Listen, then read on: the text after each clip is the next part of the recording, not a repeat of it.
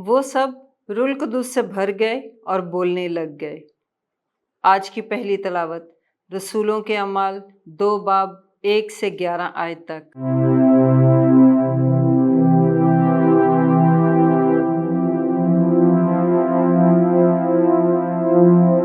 उस वक्त जब ईद खमसीन का दिन आया तो वह सब मिलकर एक ही जगह में जमा थे, और यकबारगी आसमान से ऐसी आवाज़ आई जैसे तुंद हवा का सन्नाटा होता है, और उससे सारा घर जहाँ वह बैठे थे गूंज उठा। और आग के शोले की सी ज़ुबानें उन्हें दिखाई दी और जुदा जुदा होकर हर एक पर ठहरी, और वह सब रुल कुदूस से भर गए और दूसरी ज़ुबानें बोलने लगे जिस तरह रूह ने उन्हें बोलना अता किया। और आसमान के तले की हर एक कौम से खुदा तरस यहूदी यरूशलेम में थे। जब ये आवाज़ सुनाई दी तो हजूम लग गया और लोग मुताज्जिब हुए, क्योंकि हर एक को ये सुनाई देता था कि ये मेरी ही बोली बोल रहा है। और सब हैरान होकर और ताज्जुब करके आपस में कहने लगे, देखो ये जो बोलते हैं क्या सब जलीली नहीं? बस क्यों कर हम में से हर एक अपने अपने वतन की बोली सुनता है।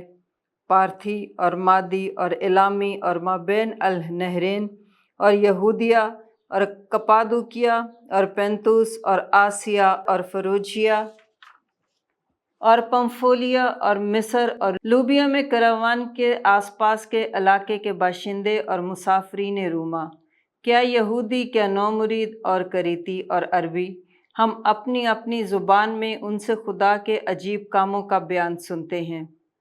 पाक कलाम के पढ़े और सुने जाने पर खुदा की बरकत हो, खुदा का शुक्र हो। ज़बूर जमायती जवाब। ऐ खुदावंद अपनी रूह को भेज और रोए ज़मीन को नया कर दे। ऐ मेरी जान खुदावंद को मुबारक कह।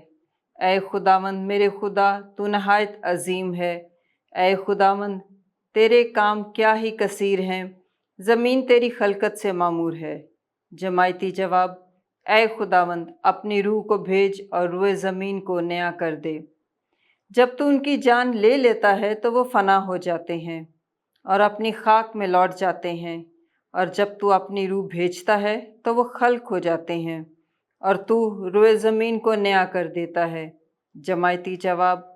ऐ खुदावंद अपनी रूह को भेज और रोए ज़मीन को नया कर दे।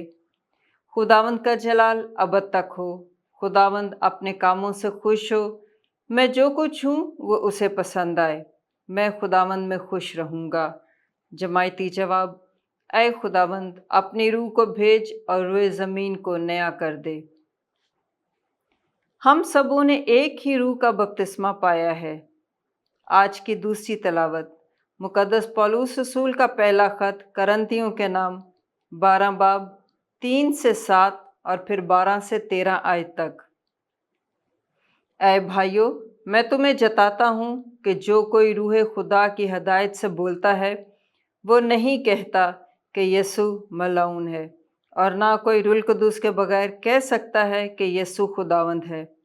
बस नेमतें तो तरह तरह की हैं मगर रूह एक ही है, और खिदमतें भी तरह तरह की हैं मगर खुदावंद एक ही है, और तासीरें भी तरह तरह की हैं मगर खुदा एक ही है, जो सब में हर तरह से असर पैदा करता है, लेकिन हर किसी को रूह का ज़हूर फ़ायदा के लिए दिया जाता है।